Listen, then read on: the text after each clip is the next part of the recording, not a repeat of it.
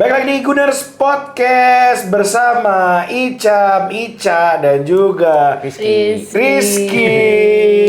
dari Gunner Burger. Kapan gue terakhir ya? Itu yang 3 podcast lalu ya? 3 podcast Oh, ngomongin Jokeres. Ngomongin Jokeres. Sama Rizky udah itu bikin konten Setpiece FC, akhirnya Arsenal kembali menjadi Setpiece FC. Iya lagi Gabriel udah balik ya, alhamdulillah. Dia ngomongin Gabriel balik, dia ngomongnya pas banget momennya pas Gabriel balik. Terus tambah balik lagi kayak Havertz itu nomor 2 dia, aerial duel. Nah, itu dia. We're so lucky guys.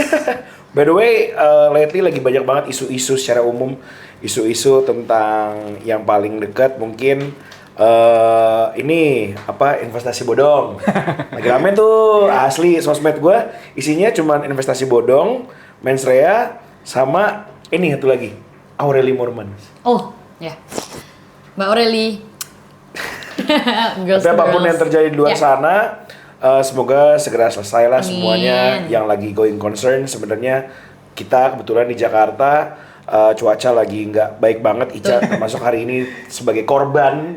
Sebenarnya si Rizky juga menjadi korban. Tadi mau berangkat takut banjir. Betul. Ica mau berangkat nggak dapat ojek online. Gua mau berangkat kepalanya pusing. Wah, gerimis kena gerimis. Gue pusing, cucian gue nggak kering-kering.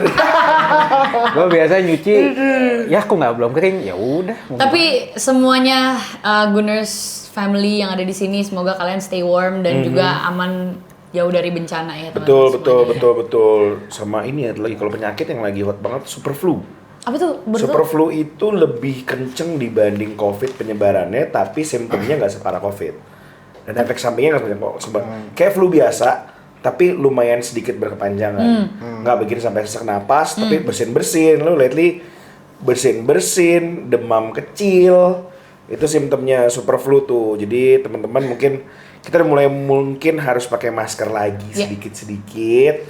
Terus megang tuh yang di kendaraan umum, lebih berhati-hati lagi, sama hati-hati juga sama Martinelli di UCL. Aku setuju banget itu. Karena Martinelli selain di IPL, waduh, Dia top skor loh musim ini. Dia top skor dengan 9 gol. Tapi satu yang di IPL yang lawan City itu aja. Sisa itu 5 di UCL dan 3 kemarin hat-trick lawan Portsmouth. Jadi di IPL cuma 1 gol aja. Itu yang lawan City itu yang Donnarumma itu. Iya gitu dong. Gila ya? Gila ya. Kayak bertolak belakang ya. Even sebenarnya kemarin pas lawan Portsmouth pun main dia juga, ya dibilang bagus, masih di bawah standarnya dia sih. Menurut gue ya, umpan-umpannya nggak terlalu banyak dan golnya 2 dari set piece yang dibuat, 1 chances dia yang luar biasa kan, yang bener-bener dapet momentumnya dia tuh, bolanya dia banget. Dan pakai gaya kepleset dia tuh. Tapi sayangnya nggak bisa dikonversi jadi gol. Jadi menurut gue Martinelli ini season ini agak anomali sih. Agak bingung juga musuh lawan tuh. Udahlah Martinelli nggak bakal lewat. Gol. Tapi kemarin loncatannya tinggi banget loh yang yang pas corner, gue kaget. Gol kedua. Dua-duanya. Sundulan itu yang sama dari Madueke dua-duanya. Corner dari corner. Tapi memang kalau gua akuin Martinelli, gua akuin ente kalau di UCL emang sangar, Bos. Iya benar. Gua selalu nonton hampir, terutama yang paling keinget banget tuh yang Olympiakos sih. Itu yang Olympiakos tuh gua masih keinget. Pemecah kebuntuan tuh dia metrosot masuk ya. Ya, karena kalau itu momen yang kayak ini baru substitute FC dan Martinelli kalau UCL taringnya beda. Gitu entah kenapa. Ini kayaknya kita harus research juga nih Bang Gunnar Burger nih. Tapi entah kenapa ya, kayak kita tahu kan ke Martinelli itu dia punya, kalau situasinya dia ini gede gitu ketemu satu lawan satu kiper, diajak lari itu tuh dapat beberapa kali dapat di UCL, misalnya lawan Olympiakos ya, terus lawan Athletic Bilbao juga, dan yang dia ituin Manuel Neuer itu juga sama, itu situasi yang dibuat satu lawan satu mendapat ruang besar. Nah, itu kenapa tuh kira-kira kalau menurut kalian? Kalau gue pribadi, gue selalu ngeliatnya sebenarnya dia kan typical wingers speedster ya. Jadi dia tuh punya kelebihan yang emang menurut gue ya untuk sampai sekarang ini, kalau nevertheless the performance, dia punya speed yang menurut gue masih oke banget. Cuman sayangnya memang dia tuh selalu kena double team. Cuma kayaknya kalau yang kemarin posisi di Munchen itu kalau nggak salah Gyökeres ketarik ya? Ya. Setahu gue tuh enggak itu half. Gyökeres Munchen tuh Gyökeres nggak main, masih cedera dia. Siapa ya? Yang main Merino. Oh Merino, sorry berarti. Merino dan Eze. Nah, itu kan yang dibahas soalnya kan Merino sama Harry Kane posisinya sama, cuma bedanya Ya, Merino nggak dihantuin siapa-siapa, Harry Kane dihantuin sampai kencing di kamar mandi masih diikutin Mas Alita. Sampai sekarang ya. Sampai sekarang masih diikutin Mas Alita. Gue lupa banget, tapi pokoknya intinya menurut gue dia punya threat juga yang 1v1. Yeah. Dan kayaknya gue kalau jadi kiper, kalau gue upcoming matches gue lawan Arsenal terus ternyata tiba-tiba kayaknya ada kemungkinan Martinelli bakal main, gue bakal mencoba untuk bikin back gue punya line yang sependek mungkin. Karena nggak mungkin itu kalau dengan posisi kemarin itu setengah lapangan kan, Neuer itu dia ngejar balik kan. Itu dengan posisi kayak gitu dan Martinelli yang bisa eksekusi di area kosong, dia nggak ragu, at least dia punya timing dan ngambil keputusan di waktu yang tepat. Mungkin itu kalau misalkan Madueke itu mungkin lain. Ya. Belum tentu konversi jadi gol. Dan ngomongin, mungkin kita move on dikit sama lawan kita besok. Lawan kita ini adalah salah satu lawan terbesar setelah Bayern Munchen. Dia adalah finalis tahun lalu. Walaupun itu adalah final yang dianggap terburuk. Tapi karena skornya benar-benar total 4-0-an ya? 5-0. 5-0 ya? 5-0, lebih sadis lagi. Tapi di semifinal dia bisa ngalahin Barca yang lagi lumayan kembali ke performanya pada saat itu. Hansi Flick lagi menemukan momentum, digagalkan oleh Inter Milan. Dan ini adalah match keempat ya, match terakhir kita di laga away kan? Ya betul. Habis itu Kairat ya. Ya, habis itu kita bakal home lagi. Karena kan kita kemarin start dari lawan lawan Portsmouth, habis itu kita lawan Chelsea. Habis itu Inter, Forest baru Inter. Ya. Jadi 4 laga away ini akan diselesaikan di sini. Tapi menurut gua, baik lagi ini bukan lagi yang wajib untuk dimenangkan. Ya. Walaupun Arsenal lagi nggak pengen kalah, tapi menurut gua you can lose a point at this kind of match karena fisik dari pemain lebih penting. Permainan ini lagi rapat-rapatnya setiap 3 hari, 4 hari main. Dan dia harus terbang di setiap 4 pertandingan. Di 4 pertandingan dia terbang lagi. Bukan cuma pindah kota, pindah negara. Bahkan di match terakhirnya. Dan abis itu langsung dijamu. Kita akan menjamu Manchester United. Even though Manchester United mainnya lagi nggak bagus-bagus banget. Tapi MU, kita nggak bisa lupa. MU setiap lawan Arsenal, setiap lawan tim gede, mainnya selalu bagus. Jadi menurut gue, jadi buat gue, we can lose a point at this match. Kita bisa lebih fokus ke EPL, di mana kita akan menjamu Manchester United. Dan ini juga ajang pembuktian lah, karena secara PR, kalau Arsenal menang lawan MU, itu bisa naikin moral juga kan? Iya pasti. Jauh dong. Karena banyak banget yang bisa kita manfaatkan, bukan cuma dari skornya, bukan dari gaya bermain doang, tapi dari gaya bermain medianya Arteta saat ini itu lagi oke juga buat digoreng. Ya. Tapi terlepas dari itu tetap aja ya gue ya mungkin karena kita kemarin udah perfect kan 6 match, jadi match ke-7 dan ke-8 ini memang bisa agak shaky. Ya nggak apa-apa lah kalau kenapa gitu. Cuman tetap aja gue pengen ngelihat ada 4 main yang pengen gue lihat, ya terutama tadi Havertz ya. Havertz kan kayaknya udah waktunya nih dia starter karena rapat-rapat 3 starter udah balik. Ya udah nih, terus Mikel Merino, terus sama Miles Lewis Kelly, sama satu lagi Madueke. Karena 3 pemain ini bener-bener ya beda aja di IPL, beda di UCL beda. Karena kalau gue, lu nonton nggak sih waktu Atletico kita menang lawan Atletico 4-0 nonton. Ya top goal. Kan si Lewis Kelly itu kan gue bangunnya babak kedua dan kebetulan 4-4-nya babak kedua. Iya, itu kan yang pertama kan golnya Gabriel kan yang dari sundulan. Nah, terus yang gol kedua itu si tiba-tiba Miles Lewis Kelly ngacir itu dia dari belakang terus dia ngasih bola ke Martinelli. Ya itu umpan-umpan kayak gitu kayak. Itu jadi headline di mana-mana tuh gocekannya Lewis Kelly, bener-bener itu ajang pembuktian banget tuh. Nih gue masih layak di timnas. Nah, itu dia. At that time. Terus gue juga mikir ini emang beda sih kalau dia karena tuh dia di musim ini gue ngeliat kan Zubimendi sama Rice itu sekiranya tuh dia udah cukup lah untuk membangun serangan dari bawah, apalagi dibantuin sama Odegaard. Sedangkan di musim lalu, kayaknya Thomas Partey itu perlu dibantu kalau di awal-awal dibantu sama Zinchenko, di musim lalunya lagi dibantu sama Luis Kelly. Sekarang Luis Kelly itu udah nggak butuh di situ, jadi dia benar-benar jadi back kiri yang tradisional. Ketika dia jadi back kiri tradisional, dia keteteran. Kemarin lawan Liverpool ketemu winger yang cepat kayak Frimpong, apalagi kemarin musim lalu juga ketemu Salah, ya dia keteteran gitu. Yang sebenarnya paling ke exploit ya pas lawan Due itu kan. Iya, Due apa Barcola ya?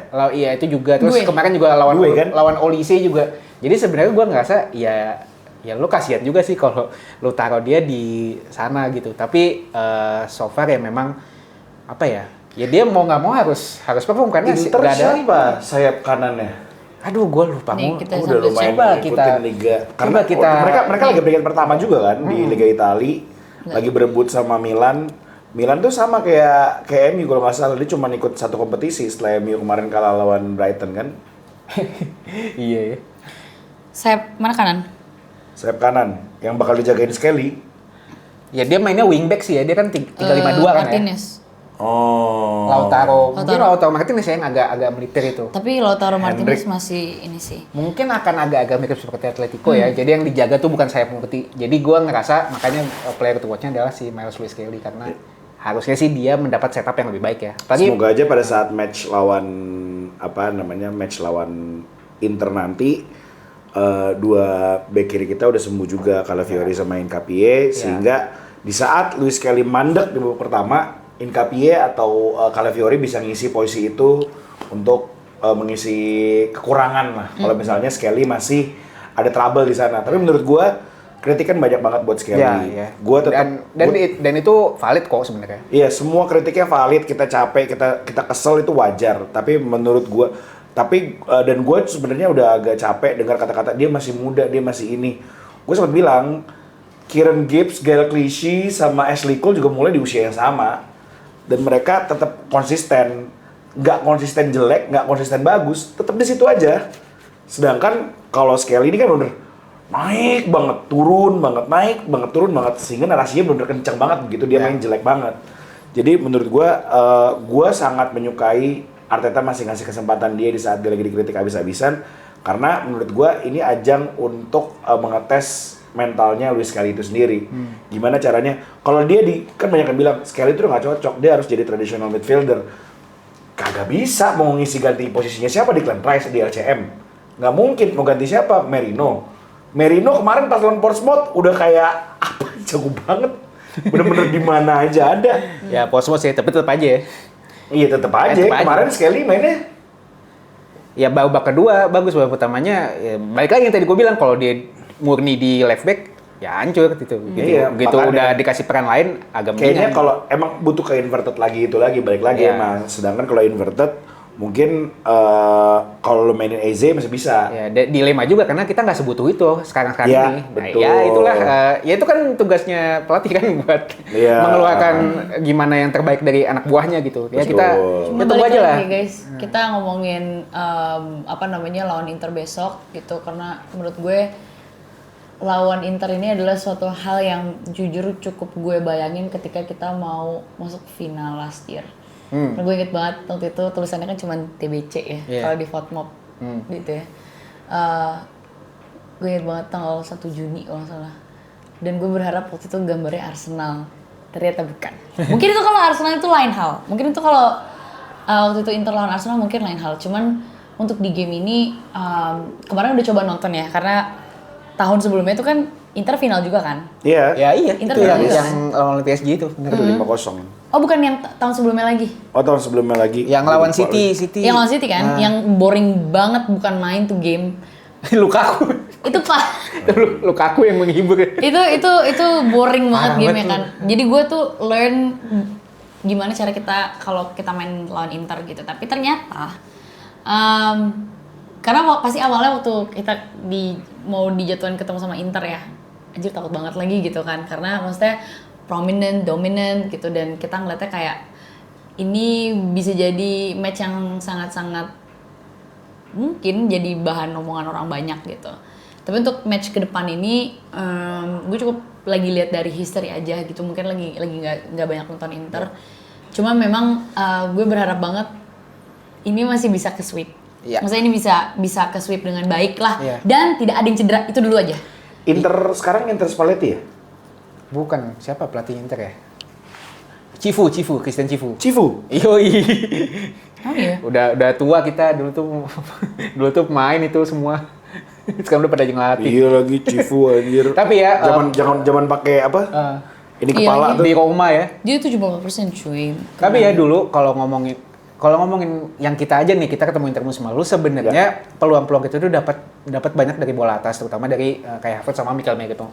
That's why salah satu player to watch gua yang gua harapkan juga bakal perform di UCL adalah Mikel Merino, karena dia punya kemampuan untuk yaitu mencari posisi dan nyundul bola gitu. Karena gimana ya? Karena kemarin waktu kita away lawan klub Belgia, klub Brugge kan, dia bikin gol 2 kali sundulan kalau yang satu bukan. Backheel.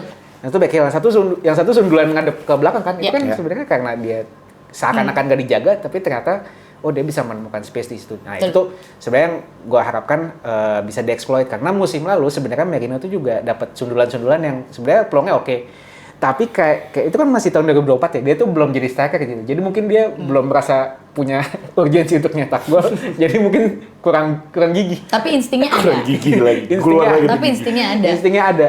Sama sih, gue kalau untuk yang lawan Inter besok, player to watch gue pasti Mikel Merino. Pokoknya there's something in UCL air deh. Pokoknya ketika kita main di UCL, whether it's home or away, ada something yang kayak gue nggak pernah dapetin itu kalau kita main itu di IPL. Mau itu lawannya sesama dari Inggris itu belum pernah ketemu ya? Belum, karena ini masih group stage, nggak boleh. Nggak boleh ketemu, karena nggak mungkin satu pot kan. Tapi sejauh ini maksudnya yang gue tonton selama ini kayak UCL Air itu sangat berbeda, dan gue player to watch-nya masih Mikel Merino sama kayaknya kalau Martinelli gimana ya, udah gimana bahasanya ya. Setiap Martinelli masuk, kalau dia di UCL dia dari bench itu nggak mungkin itu kalah soalnya, dan hampir nggak pernah kalah kita kan. Tapi mungkin player to watch gue untuk yang lawan Inter ini mungkin gue pengen nonton Madueke kalau dikasih kesempatan. Karena gimana ya, gue tuh waktu itu punya big hope banget sama Madueke, karena beberapa game awal dia, gue lupa banget dia debut di game apa ya? Debut sih gue rada lupa. Kayaknya lawan MU tuh udah debut. Kayak dia udah debut. Kayak udah debut deh. Tapi debut golnya tuh waktu lawan Munchen yang itu kan yang tadi lu bilang yang Calafiori itu kan dia kan langsung start di kiri kan. Iya. Di kanan. Dia di kanan. Kiri. Enggak, MU start di kiri. MU Kan dia dulu di plotnya jadi sayap kiri, Pak. Aduh, gua lupa lagi. Kanan kita masih Saka. Iya, jadi pada saat dia nggak works di kiri, terus tiba-tiba Saka cedera, dia baru ditaruh di kanan. Tapi gue inget tentang Saka cedera. Tapi gue udah lupa itu dia jadinya di mana. Dia start di awal tuh pertama kali main buat Arsenal tuh di sayap kiri. Kalau gue player to watch gue tuh belum selesai. Belum selesai. Jadi dari kemarin yang game sebenarnya gue ngerasa dia lumayan drop ketika abis dia main sama lawan Chelsea. Pokoknya setelah itu gue ngerasa Madueke nggak tajam yang awalnya gue kira. Karena kan waktu inget banget pas lawan MU, gila heat mapnya panas banget. Seinget gue kanan. Karena gue inget banget heat map dia tuh dia di kanan, gue inget banget. Heat mapnya tuh panas banget, yang gue ngerasa gila ini dia bolak-balik udah kayak setrikaan, dan dia nggak males untuk kayak nge-stretch in between. MU bukan Liverpool. Kalau Liverpool dia starter tuh, dia bener-bener perang terus sama Kerkes kan. Gue rada lupa. Jadi one of the matches itu gue pernah nyimpen lah. Gue pernah nyimpen, gue lupa banget. Kayak Liverpool mungkin ya, gue juga lupa. Saya jadi Liverpool. Itu heat mapnya panas banget, dan gue ngerasa kayak ini orang rajin banget. Udah itu waktu itu dribble rapi ya. Tapi ya hopefully dengan gue rada samar-samar kalau Madueke di UCL, gue jujur lupa. Tapi gue cukup berharap Madueke bisa kasih defenses lagi, karena kalau kita ngomongin Saka nggak pernah flop di UCL soalnya. Saka nggak pernah flop. Jadi siapa tahu besok malah keluar Madueke, gue player to watch-nya gue masih Madueke sih gitu. Ya kalau gue di posisi yang sama, gue berharap malah player to watch gue tuh Bukayo Saka. Karena udah setidaknya 2 bulan terakhir kritikan pedes banget buat dia. Dia benar-benar belum bisa, assist udah ada tapi gol benar-benar dia lagi mandek banget. Dia butuh kesempatan udah banyak sebenarnya dikasih. Tapi memang gue untuk mengkritik Bukayo Saka, gue gue tidak terlalu mengkritik dia maruk karena memang season sebelumnya dia mainnya begitu kan. Iya. Dan terbukti ya kebuka ruang yang bisa nge-shoot dari pemain kita emang Bukayo Saka doang kan. Iya. Jadi itu masih kelebihannya Saka, cuman sebelum-sebelumnya dia bisa cetak gol, bisa lebih clinical. Season ini dia bener-bener nggak tahu ngarahnya ke either kejauhan kalau nggak ke kiper kan. Cuman dua itu doang kemungkinan Saka. Belum ada tusukan-tusukan dia yang kayak kayak lihat Muhammad Salah lah, di prime Muhammad Salah dan di prime Bukayo Saka. Jadi kalau player to watch gue pengennya Bukayo Saka bisa buka kerannya lagi lah, sehingga dia bisa mengembalikan kepercayaan diri dia dan juga mengembalikan kepercayaan fans yang beberapa sudah mulai meragukan ketajaman dia. Baru babak keduanya Madueke masuk. Ya kayak lawan Munchen aja ya. Ditukar ke Calafiori, Madueke Martinelli, bong gitu. Itu match yang tidak akan pernah gue lupakan tuh. Just for sake of rotasi aja sih Pak sebenarnya yang gue pengenin. Kayak maksudnya udah kali ya. Karena kan kadang Kak Arteta kayak kalau misalnya kita udah dapet 3-0 kita ganti rombak misalnya gitu. Tapi rombaknya tuh bukan cuman kayak oke kita berubah jadi defense tapi kayak ngasih menit bermain juga gitu. Gue hope juga untuk di Inter ini Arteta bisa bijak untuk kasih kesempatan rotasi juga gitu untuk big match menurut gue. Dan semoga skornya tuh nyaman. Jadi ada kesempatan kita masukin yang kayak Salmon lah, kayak mungkin yang mungkin nanti pemain-pemain lain kan. Terlalu sadis sih masukin Salmon. Nah, maksud gue karena di pertandingan kemarin tuh bisa terjadi gitu. Tiba-tiba Max Doman lah dia main lawan Slavia terus lawan MU-nya main Max Doman. Iya, melawan MU lawan penalti gitu. Itu agent penalti lagi tuh. Agent. Tapi so far menurut lu gimana nih debutan kita nih kayak apa ya? Ya mungkin gua agak geser dikit ya ke Doman, terus ke Merli Salmon dan kemarin juga di Carabao Cup sempat ada Andre Hariman Anus gitu. Hariman Anus. Kalau seinget-inget lu dah gimana nih?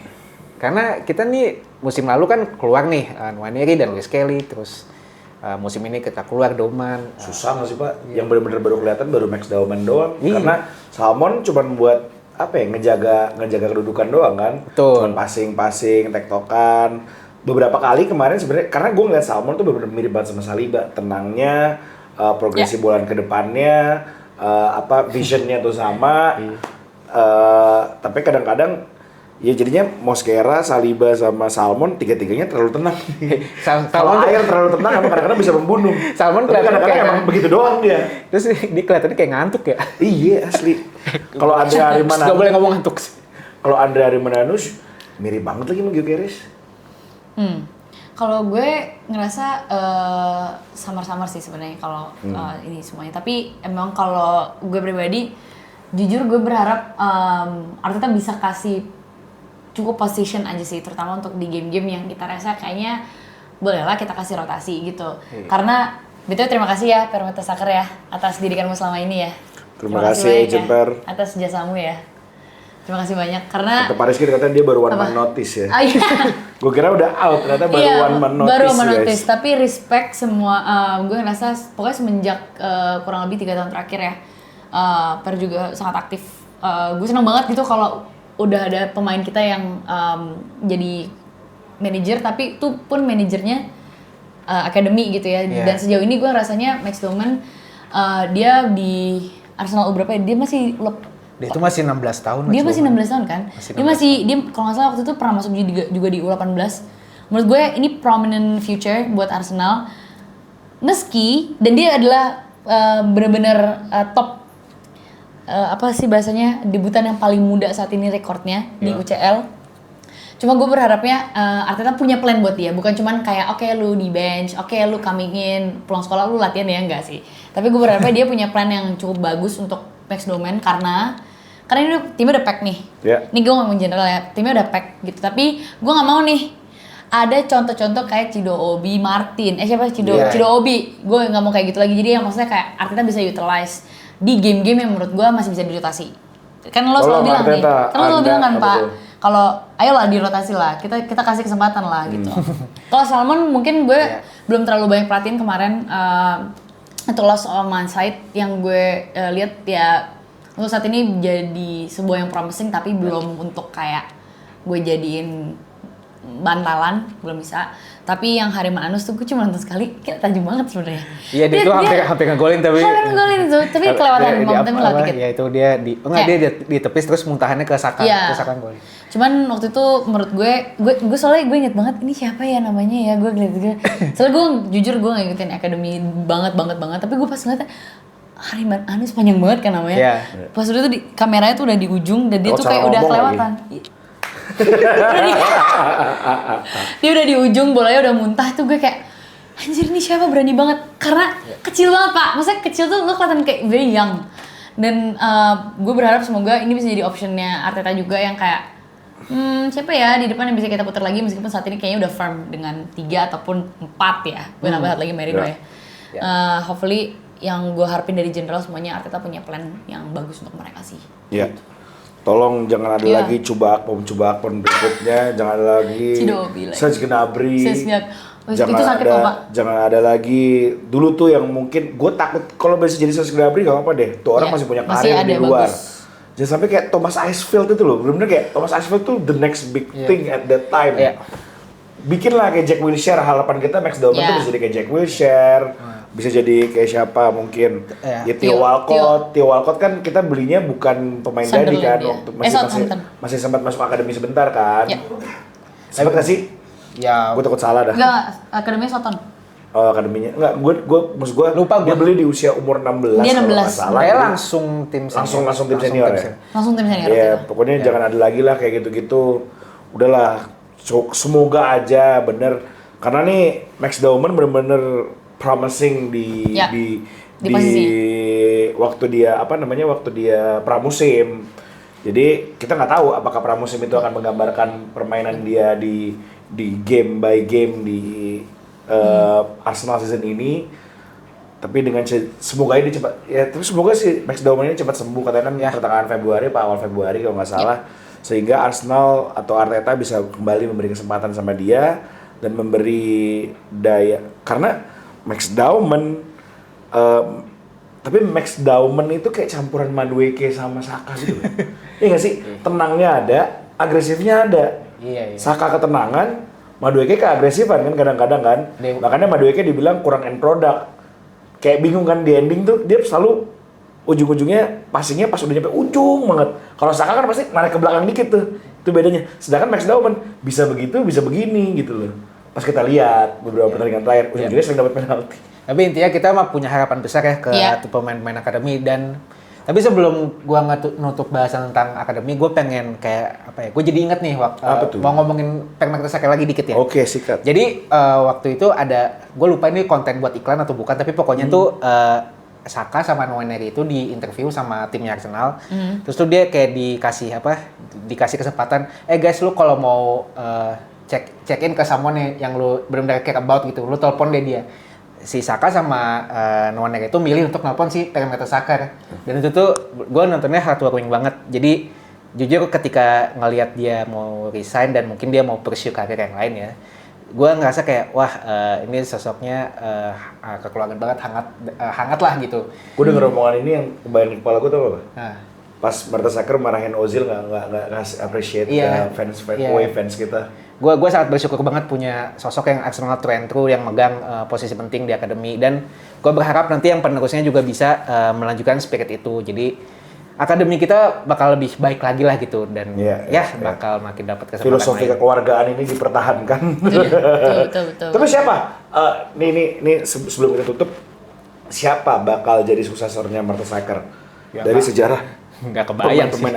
Belum ada ini sih, belum kebayang sih. Tapi ya kalau gue bisa kasih mungkin ada sedikit insight. Jadi waktu Saka, Smith Rowe gitu-gitu yang baru diorbitin di zamannya Unai Emery, kan dulu tuh staff pelatihnya tuh salah satunya Freddy Ljungberg. Oh, Ljungberg. Dan gue juga sedikit ingat kalau Saka dan Smith Rowe ini kasih ya testimoni yang bagus lah ke Ljungberg. Jadi mungkin kalau dia masih mau untuk balik untuk at some point ya udah mungkin mungkin ini ya paling cocok untuk mengembangkan pemain-pemain muda. Gua nggak tahu ya kapasitasnya jadi head of academy atau apa, tapi itu salah satu nama yang ada di kepala gua gitu. Dan ya mungkin Wilshere Tapi Wilshere udah jadi pelatih Luton ya. Luton. Mungkin bisa buat ini ya tempat minjemin ya. Iya benar. Masa sih nggak ada yang nyangkut? Agent Jack. Semoga bisa tidak meminjamkan saja, bukan meng-hijack ya Pak. Mungkin itu dulu podcast kita hari ini. Kita membahas soal UCL. Hopefully di pertandingan lawan Inter Milan nanti kita bisa meraih poin 3. Pastinya pengennya 3, tapi baik lagi, this is not a game that we have to win. We can lose a point at this match. Apapun itu hasilnya, kita tetap dukung Arsenal karena season ini adalah harapan yang sangat besar untuk sangat besar teman-teman semuanya. Pengen nggak sih ngangkat piala? Kupingnya besar. Angkat galon bros. Galon kebalik kapan lagi? Itu dulu, sampai jumpa di podcast berikutnya. Come on you Gunners! Come on you Gunners!